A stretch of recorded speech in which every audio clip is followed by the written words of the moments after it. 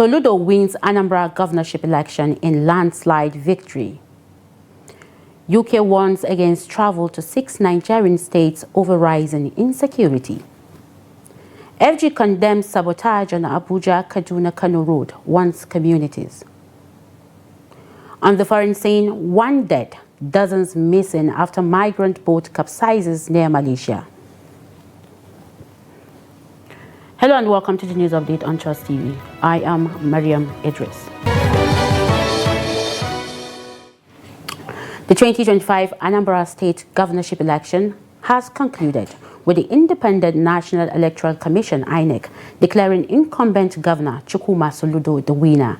According to the result announced early Sunday, Soludo of the All Progressive Grand Alliance (APGA) secured 422,664 votes, winning across all 21 local government areas of the state. His closest rival, Nicholas Ukachukwu of the All Progressive Congress (APC), polled 99,445 votes. Paul Chukwuma of the Young Progressive Party (YPP) came third with 37,753 votes, while John Nwosu of the African Democratic Congress (ADC) scored 8,208 votes. Labour Party candidate George Moghalu and People's Democratic Party candidate Jude Ezewafor received 10,576 and 1,401 votes, respectively. The state returning officer Vice Chancellor of the University of Benin, Omorege Doba, confirmed the results following the collation of votes from all local government areas. Professor Edoba Bright Omorege, Senior Advocate of Nigeria, Vice Chancellor of the University of Benin, thereby certify that I am the returning officer the 2025 Anambra State governorship election held on 8th day of November 2025. I also certify that the election was contested and that the winner emerged. The candidate with the highest number of votes cast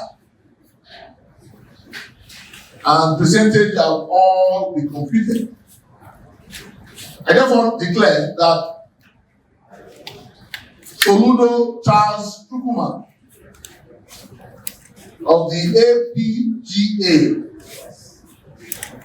I will satisfy the requirement of the law and score the highest number of votes in this election. Is hereby declared the winner and return elected. Still on Anambra election, the Independent National Electoral Commission (INEC) has dismissed allegations of widespread vote buying during Saturday's Anambra State governorship election, insisting that no credible evidence has been presented to support the claims. The clarification comes amid accusations by the All Progressive Grand Alliance (APGA) governorship candidate Chukwuma Soludo that incidents of vote buying occurred in some polling units in Nnewi South local government area. Similarly, the Labour Party governorship candidate John Moghalu and his African Action Congress counterpart Chioma Efemelo-Duke alleged that voters were openly selling their votes for between 3,000 naira and 5,000 naira under the supervision of unidentified agents. However, the resident Electoral Commission Rec for Anambra State, Queen Agu, described the allegations as unsubstantiated and urged anyone with proof to come forward. While acknowledging reports of logistical challenges and voter intimidation in some areas, Agu maintained that no verified incident of vote buying was reported to the Commission's Situation Room throughout the exercise. Earlier, the Economic and Financial Crimes Commission (EFCC) confirmed the arrest of 3 suspected vote buyers in different parts of the state. Now, an educationist has urged the federal government to focus more on retaining out-of-school children in classrooms rather than investing solely in infrastructure.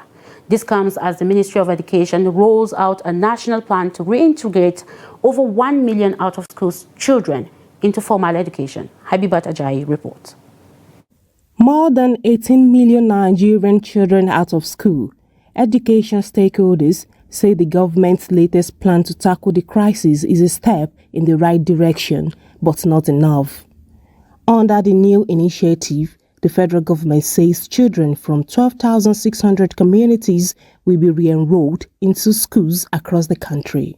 We will ensure quality assurance in everything we do in our school. And that, as part of that, we will professionalize teaching by really using UBEC Tech Fund as well. A lot of the things, UBEC, a lot of the way the guidelines have been put, a lot of money is going into infrastructure development. But it's not about building school. Our teachers matters. We really need to give them the skill set they need, the re-education they need, the materials they need. In the Federal Capital Territory alone, about 21,000 children have been identified, with more than 15,000 are already enrolled. But educationists say the real challenge lies in ensuring that these children remain in school and actually learn. According to World Economic Forum, it is said that 65% of the jobs that will be available for students currently in primary school by the time they are in the labor force are currently not even in existence. And this particular 65% will be motivated from STEM, science, technology, engineering, and mathematics. So those are the places we need to put our focus on and bring these students and also try as much as possible to inculcate in them sufficient knowledge for them to thrive in the nearest future and also the world beyond. Saheed has explained the causes and implications of out-of-school children in the country. During a visit to the Durumi Area 1 internally displaced camp, representatives of the IDP say they are yet to be captured in the out-of-school program. For the good Nigerians, if they take this promise, let them do it so that we get relaxed small. Because our children now, they are not going to the school. Before we know, they will come to the Boko Haram. Not be people when they kill us, not be say school no good. Government, no any government, they are going to help our people are part of the school. Now only one or two things the organization can help our children, Better Bell and Arise Academy. Now they help our people, they are teaching our children. Like Baba Obafemi Awolowo said, the children of the poor you have failed to educate today will make life a living hell for your own children in the future. So it corresponds. Our insecurity currently cannot be measured without looking at the out-of-school children years back. So if you have somebody that has absolutely no serious skill that he can commercialize, and at the same time no education for him to even reflect and also be exposed, those kind of people become very crude and they go back to their animalistic tendencies. Experts warn that unless learning environments become safe, inclusive, and well-staffed, children are likely to drop out again, wasting both resources and opportunity. Habibat Ajayi, Trust TV News, Abuja. The United Kingdom's Foreign, Commonwealth and Development Office, FCDO, has issued a fresh advisory warning its citizens against travel to several parts of Nigeria, citing rising insecurity, terrorism and kidnapping across multiple regions. In the latest foreign travel advice published on gov.uk and cited by our correspondent on Sunday, the FCDO stated that insecurity is increasing across Nigeria, noting that kidnapping, violent crime and intercommunal violence occur through all regions. The advisory urged British nationals to exercise extreme caution, review safety measures and ensure that they have contingency plans in place. The UK government specifically advised against all travel to Borno, Yobe, Adamawa, Gombe, Katsina and Zamfara states, citing a high and increasing threat from Boko Haram and Islamic State West Africa, particularly around transport hubs, religious sites and large gatherings. It further warned that humanitarian personnel, vehicles, supplies and infrastructure can be targeted by terrorists and criminals. The office also discouraged all but essential travel to Bauchi, Kaduna, Kano, Kebbi, Jigawa, Sokoto, Niger, Kogi, Plateau and Taraba states, as well as the outer suburbs of Abuja. It noted that violent crime, often involving firearms, has spread from the outskirts of more central, wealthier parts of the city. According to the advisory, British government staff in Nigeria have been directed to limit travel to areas within the Abuja metropolitan zone due to heightened risk, while protests in capital were described as potential flashpoints. Now, the Kebbi State Deputy Speaker Muhammad Samaila Bagudu has regained his freedom from his abductors days after he was kidnapped in his hometown, Bagudu. Bagudu was abducted last Friday shortly after observing prayers at a local mosque. A local radio station in Birnin Kebbi confirmed his release on Saturday evening when contacted. The police public relations officer, CSP Nafi Abubakar, said he would provide details after obtaining more information on the development. The Deputy Speaker's release coincides with an interfaith prayer session held in Birnin Kebbi for divine intervention over rising insecurity in the state. Muslim and Christian faithful gathered on Saturday to pray for lasting peace, as Governor Nasser Idris cautioned politicians against politicizing security issues in the state. The National Agency for Food and Drug Administration and Control, NAFDAC, has arrested 2 suspects in Jos North local government area of Plateau State for allegedly altering expiry dates on expired products to deceive consumers. The suspects, identified as Emma Nwobi and Yusuf Hassan, were apprehended during a raid on a warehouse in the Apata community as part of NAFDAC's intensified operations to ensure product safety and quality ahead of the festive season. Addressing journalists after the raid, NAFDAC's North Central Zonal Director, Kenneth Azikiwe, said the culprits were found cleaning the original expiry and manufacturing dates on wines and alcoholic beverages using chemicals before relabeling them with new dates. Azikiwe urged consumers to remain vigilant, advising that buyers should always check the manufacturing and expiry dates printed on the original labels, not the stickers. Also speaking, Plateau State Coordinator of NAFDAC, Obida Musa, condemned the act, describing it as reckless and dangerous, and called on the public to report any suspicious or substandard products to the agency. One of the suspects, Yusuf Hassan, pleaded for leniency, claiming ignorance of the product tampering. NAFDAC reiterated its commitment to ridding the country of unregistered, expired, falsified or banned products, warning that those found culpable will face prosecution. Now, the federal government of Nigeria has reaffirmed its commitment to leading Africa's response to climate change, leveraging its influence to mobilize, finance and advocate for adaptation strategies across the continent. Special advisor to the president on the National Economic Council, NEC, and climate change, Rukaya Erufai, spoke with journalists in Belém, Brazil, recapping Vice President Kashim Shettima's participation at COP30. She stressed that Nigeria aims to use its diplomatic and economic influence to secure climate finance and support for African nations facing environmental challenges.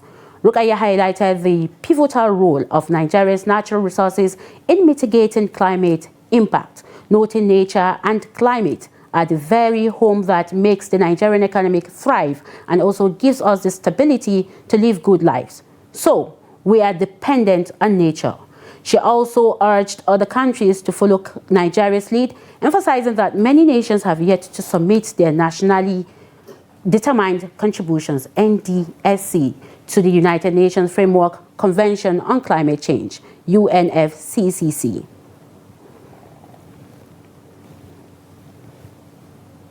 This is the news update on Trust TV. Coming up after the break. FG condemns sabotage on Abuja, Kaduna, Kano Road, warns communities. More news when we return. Do stay with us. Welcome back. If you're just joining us, you're watching the news update on Trust TV. Now let's take a recap of our major stories again. Soludo wins Anambra governorship election in landslide victory. UK warns against travel to 6 Nigerian states over rising insecurity. Now moving on to more stories. The federal government has condemned reported acts of sabotage on the ongoing reconstruction of the Abuja-Kaduna-Kano highway, warning communities along the corridor against obstructing progress of the critical infrastructure project. Minister of the State for Works, Bello Goronyo, who led an inspection visit to the project site on Saturday, expressed concern over the destructive activities of some residents and urged community leaders to caution their people. Goronyo said the contractor handling the project is fully mobilized and working diligently, adding that visible progress has been recorded on several sections of the highway. He emphasized that the Tinubu-led administration has made huge financial commitments to ensure the project's timely completion, stressing that such national investments must be safeguarded. Goronyo, however, expressed satisfaction with the pace and quality of work, commending the contractors for adhering to specifications and maintaining steady progress despite challenges. Also speaking, the director of the Federal Highways, Clement Obuagu, noted that the inspection team had reviewed all stages of construction and was impressed with the contractor's performance. He described the Abuja-Kaduna-Kano highway as one of the fastest progressing road projects in the country, saying its completion would significantly ease transportation, promote trade, and enhance security along the corridor. The Lagos State government has intensified its crackdown on unauthorized development as the Lagos State Building Control Agency sealed a construction site and ordered the demolition of illegal structures within the Lekki-Ikoyi corridor.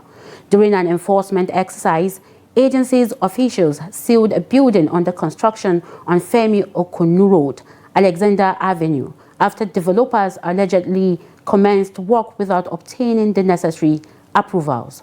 In a statement posted on X, the agency also issued a 72-hour ultimatum to QMB Mart to dismantle all illegal extensions erected along Coastal Road and beneath a power line. Special Advisor to the Governor on Aegis and Urban Development, Olajide Abiodun, said the affected area was originally designated as a parking space but was unlawfully converted for commercial use. He reiterated that adherence to building regulations remains critical to curbing the proliferation of unsafe structures and ensuring orderly urban growth. Now, the rising cost of baby items in Nigeria, especially food and diapers, has forced many nursing mothers to return to traditional feeding methods using locally processed grains such as pap, also known as ogi or akamu. Many mothers lament that the prices of baby foods have become unbearable, saying they now cost more than house rent. Victoria Tokolo reports. In Lagos, several mothers are expressing frustration over the daily rise in prices of essential baby items, particularly food and diapers. A tin of original non-baby milk now sells for about 15,000 naira in supermarkets, while cheaper brands go for between 11,500 and 12,000 naira.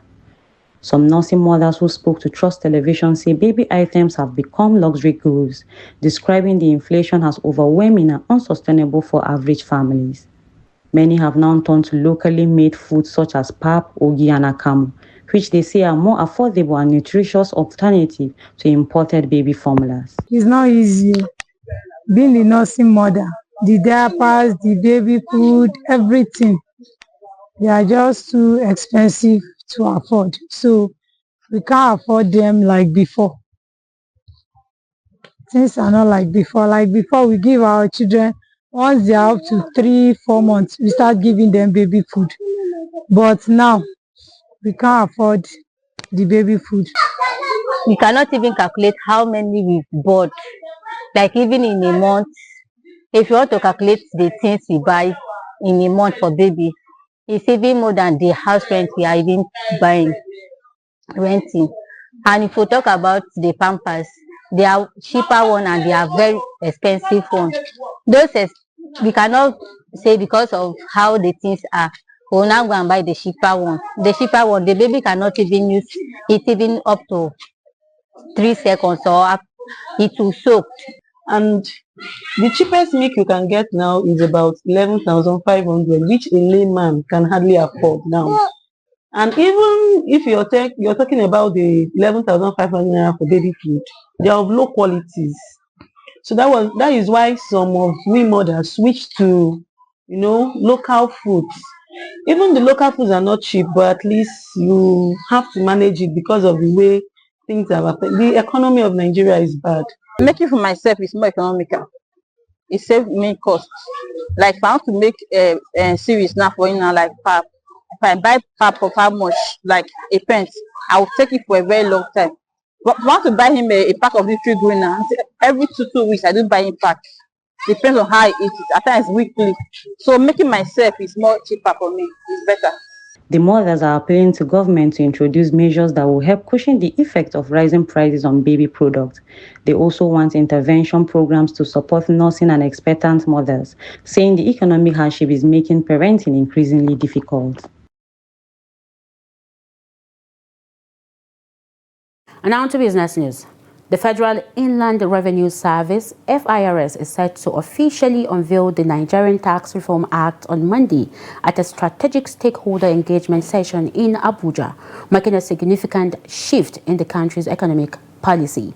The government aims to simplify the tax system and improve revenue efficiency through the reforms. The session, themed Impact of the New Tax Laws, is designated to help Nigerians understand the reforms and their implications for taxpayers, businesses, and the wider economy. According to FIRC Director of Taxpayer Services, Lovett Ononuga, the engagement will strengthen public understanding of the reforms and promote collaboration among stakeholders to ensure effective implementation of the new laws. Ononuga described the unveiling as a milestone in the federal government's ongoing efforts to build a tax system that is simpler, fairer, and more transparent. The reforms are intended to encourage voluntary compliance, support investment, and contribute to long-term economic growth. The event will gather senior government officials, tax and policy experts, development partners, and key players in the private sector. Discussions will focus on the practical implementation of the new tax laws and their anticipated impact on businesses and citizens.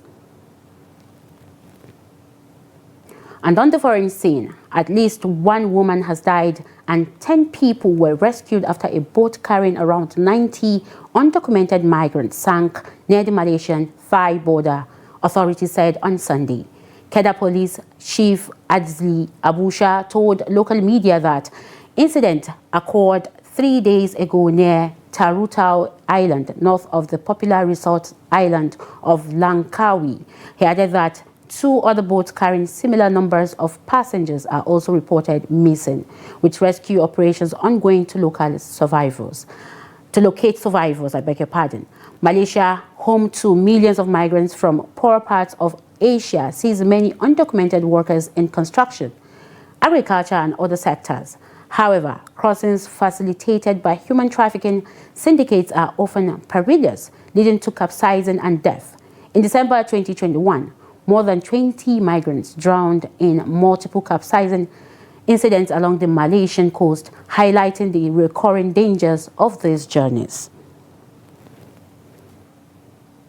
And in sports, the president of the Confederation of African Tennis, CAT, Jean-Claudio Talon, has pledged full support for the newly elected president of the Nigerian Tennis Federation, NTF, Right Honorable Victor Ochai. Following his landslide victory in October's election, Talon praised Ochai's experience, leadership, and administrative skills, saying they will help propel Nigerian tennis to new heights.